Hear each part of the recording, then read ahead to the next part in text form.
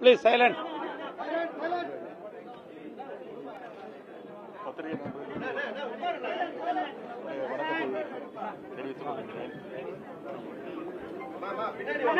ஆட்சி அமைந்த பிறகு இன்றைக்கு முதன்முறையாக நம்முடைய ஆளுநர் திரு ராஜேந்திர அர்லேக்கர் அவர்கள் இன்றைக்கு சட்டமன்றத்துக்கு வருகை தந்து ஆளுநர் உரையை வாசிச்சிருக்கிறாரு. பொதுவாக ஆளுநர் உரை என்பது ஆளுநருடைய ஒரு தனிப்பட்ட உரை கிடையாது. அரசு தயாரித்து கொடுக்கக்கூடிய உரை, அரசினுடைய பாலிசி நோட்டுன்னு ப்ளூ பிரிண்ட். இந்த ஆட்சியாளர்கள் ஆட்சிக்கு வருவதற்கு முன்பு என்னென்ன வாக்குறுதிகள் கொடுத்தாங்க, அதெல்லாம் எப்படி செயல்படுத்த போறாங்க, அதற்கான நிதி ஒதுக்கீடுலாம் எப்படி செய்ய போறாங்க அப்படிங்கிறது ஒரு முன்கூட்டியே சொல்லக்கூடிய ஒரு பாலிசி நோட்டாகத்தான் எப்பொழுதுமே ஆளுநர் உரை இருக்கும்.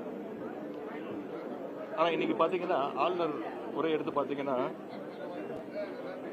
அது இன்னைக்கு இருக்கக்கூடிய ஆளுங்கட்சியினர் ரீல்ஸ் போடுவதற்கான கண்டென்ட் மெட்டீரியலாக இன்றைக்கு இந்த ஆளுநர் உரை அமைஞ்சிருக்கு.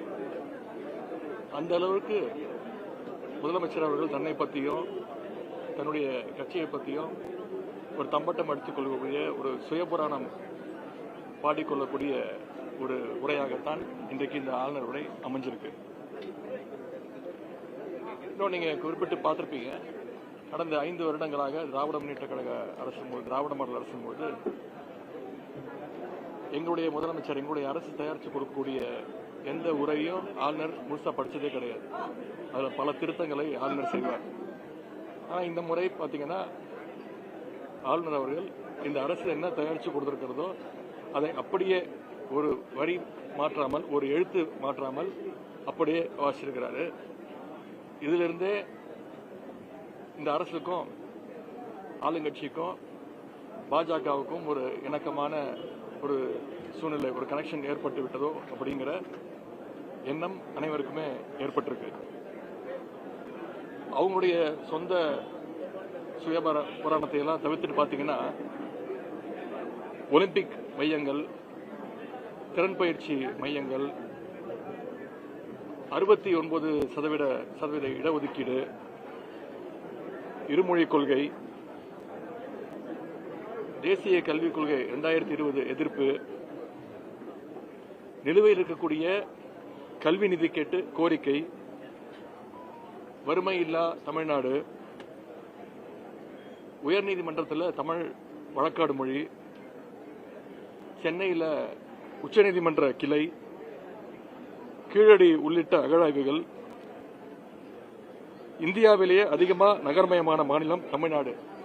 இப்படி எங்களுடைய அரசினுடைய திட்டங்கள், சாதனைகள், கோரிக்கைகளை தான் மீண்டும் இவங்க படிச்சிருக்கிறாங்க. இப்படி கடந்த திராவிட மாடல் அரசினுடைய திட்டங்கள் மேல ஸ்டிக்கர் ஒட்டிட்டு இவங்க ஆட்சியினுடைய தோல்விக்கான பழியை தூக்கி மீண்டும் திராவிட மாடல் அரசின் மீது, திமுக அரசின் மீது இவங்க போட்டிருக்கிறாங்க. மிகுந்த காழ்ப்புணர்ச்சியோடு இந்த ஆளுநர் உரை அமைஞ்சிருக்கு. 2-3 இடங்கள்ல ஆளுநர் உரையில சொல்லியிருக்கிறாங்க, சென்ற அரசினுடைய நிர்வாகம் சரியில்லை அப்படின்னு குறிப்பிட்டு காட்டியிருக்கிறாங்க, சொல்லியிருக்கிறாங்க. இதை நாங்கள் உண்மையா கண்டிக்கிறோம். அப்படி ஆட்சி நிர்வாகம் சரியில்லாமல் இருந்திருந்தா எப்படி இவங்க சுட்டிக்காட்டிருக்கிற மாதிரி பல திட்டங்களை எங்களுடைய அரசு நிறைவேற்றி காட்டியிருக்கோம். உதாரணத்திற்கு சென்ற வாரம் நம்முடைய முதலமைச்சர் அவர்கள் டெல்லிக்கு போய் நிதி ஆயோக் கூட்டத்தில் நம்முடைய தமிழ்நாடு கடந்த 5 ஆண்டுகளில் எவ்வளோ திட்டங்களை செஞ்சிருக்கிறோம், எவ்வளோ சாதனைகளை செஞ்சிருக்கிறோம், இன்னைக்கு இந்தியாவிலேயே பொருளாதாரத்தில் 2வது இடத்துல இருக்கோன்னு பெருமை பேசியிருக்கிறாரு. அதெல்லாம் அவருடைய 1 மாச ஆட்சியுடைய சாதனைகளா? கிடையாது. எங்களுடைய தலைவர், எங்க முன்னாள் முதலமைச்சர், எங்களுடைய தலைவர், எங்களுடைய திராவிட மாடல் அரசுடைய சாதனைகளை தான் போய் டெல்லியில் போய் நம்முடைய முதலமைச்சர் அவர்கள் வாசிட்டு வந்திருக்கிறார். அந்த வகையில் மொத்த முரண்பாடுகளுடைய உருவமாகத்தான் இன்றைக்கு இந்த ஆளுநர் உரை அமைஞ்சிருக்கு. இந்த அரசு அமைஞ்சு 1 மாசத்துக்கு மேல ஆச்சு, 38 நாட்கள் ஆச்சு. இவங்களுக்குன்னு சொல்றதுக்கு சாதனைகள் எதுவுமே இல்லை. இவங்க சொல்றது, அறிவிக்கிறது எல்லாமே எங்களுடைய திராவிட மாடல் அரசினுடைய திட்டங்கள் தான், அதனுடைய நீட்சி தான். இந்த அரசு வெறும் ஒரு காப்பி பேஸ்ட் அரசாக, ஸ்டிக்கர் அரசாகத்தான் செயல்பட்டு கொண்டு இருக்கிறது. ஆட்சிக்கு வருவதற்கு முன்பு தேர்தல் வாக்குறுதியில பல்வேறு திட்டங்களை இவங்க சொல்லியிருக்கிறாங்க. அந்த திட்டங்களை எல்லாம் எப்படி நிறைவேற்ற போறாங்கன்னு ஒரு ப்ளூ பிரிண்டாக, ஒரு முன்னோட்டமாக, ஒரு ட்ரெய்லராகத்தான் இன்னைக்கு இந்த உரை இருக்கும்னு நாங்க நினைச்சோம். மக்களும் அதை எதிர்பார்த்தாங்க. ஆனா இவங்களுடைய அறிவிப்புகளை எப்படி நிறைவேற்ற போறாங்கன்னு, எதிர்காலத்தில் ஒவ்வொரு திட்டத்தையும் எந்த காலத்தில் நிறைவேற்ற போறாங்கன்னு இந்த ஆளுநர் உரையில இடம்பெறும்னு நாங்கெல்லாம் நினைச்சோம். மிகுந்த ஏமாற்றம் அளிக்கின்றது. சொன்ன வாக்குறுதிகள் இருந்து எப்படியெல்லாம் என்ன காரணம்லாம் சொல்லி எஸ்கேப் ஆயிடலாம் அப்படிங்கிறதுக்காக நேற்று முன்தினம் அதற்கு ஒரு முன்னோட்டமாக ஒரு வெள்ளை அறிக்கைன்னு சொல்லி ஒரு வெற்று அறிக்கையை நேற்று முன்தினம் வெளியிட்டாங்க.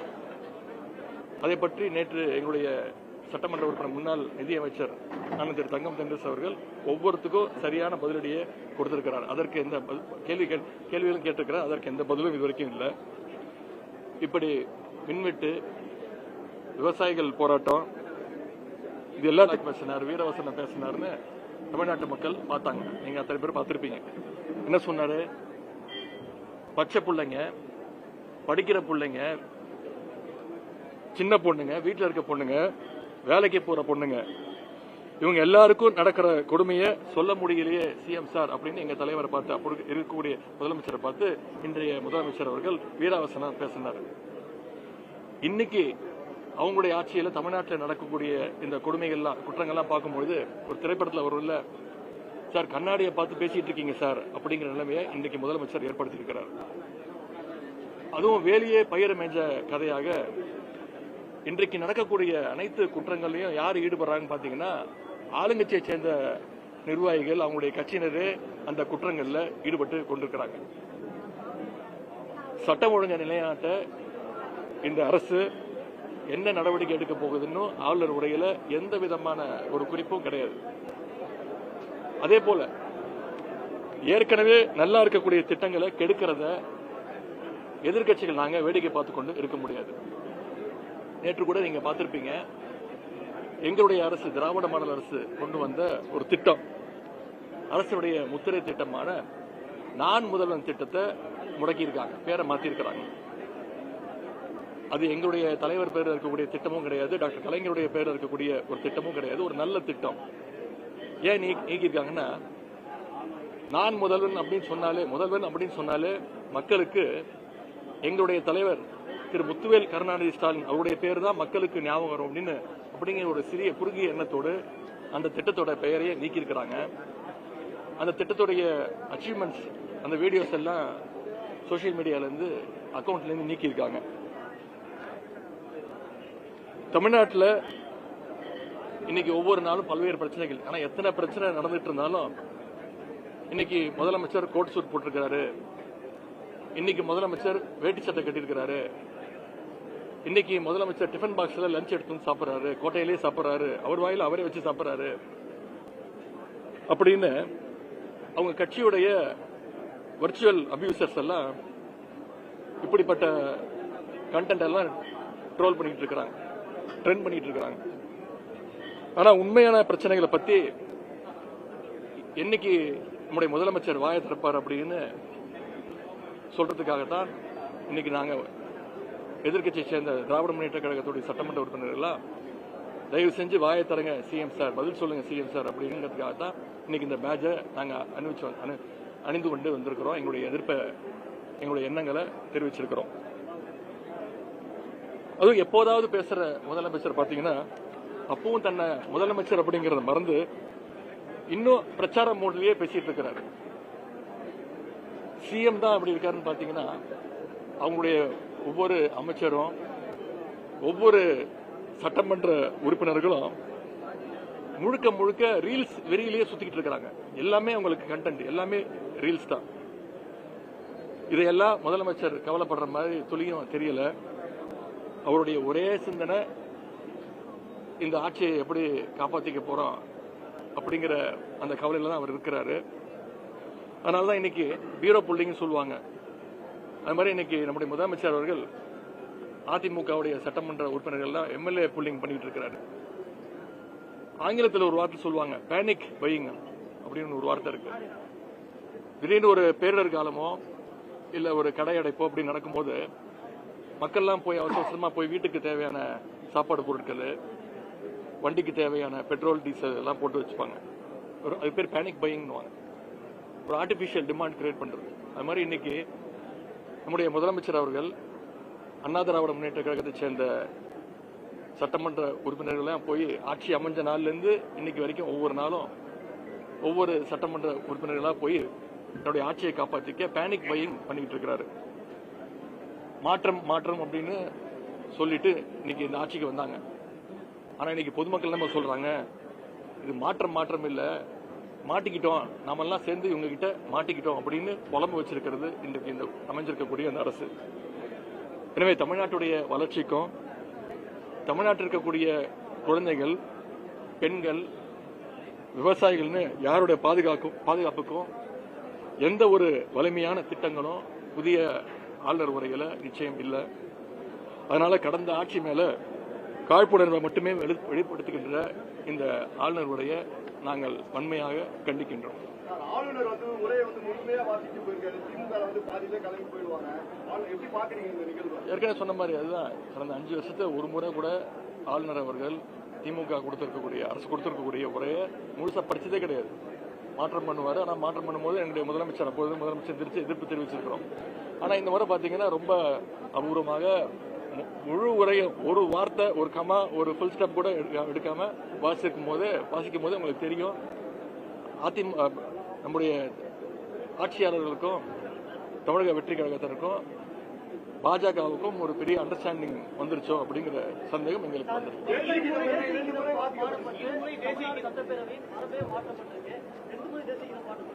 சபாநாயகர் நன்றி சொல்லியிருக்கிறாரு. இதெல்லாம் மிகப்பெரிய அதிசயங்கள் இப்போ இங்க நடந்துகிட்டு இருக்கு. மரபு மீறப்பட்டிருக்கு. திமுக ஆட்சியில் எப்பவுமே தேசிய கீதம் மட்டும்தான், தமிழ்தாய் வாழ்த்து மட்டும்தான் முதல்ல வாசிக்கப்படும். முடியும் போது ஆளுநர் கிளம்புறதுக்கு முன்னாடி அவருடைய உரையை முடிஞ்சதுக்கு பிறகு தேசிய கீதம் ஒளிபரப்பப்படும். ஆனா இந்த முறை 2 வாட்டி தேசிய கீதத்தை ஒளிபரப்பியிருக்காங்கன்னா, மீண்டும் சொல்றேன், இது பாஜகவும் இப்ப இருக்கக்கூடிய ஆட்சியாளர்களும் ஒரு அண்டர்ஸ்டாண்டிங் வந்திருக்காங்க.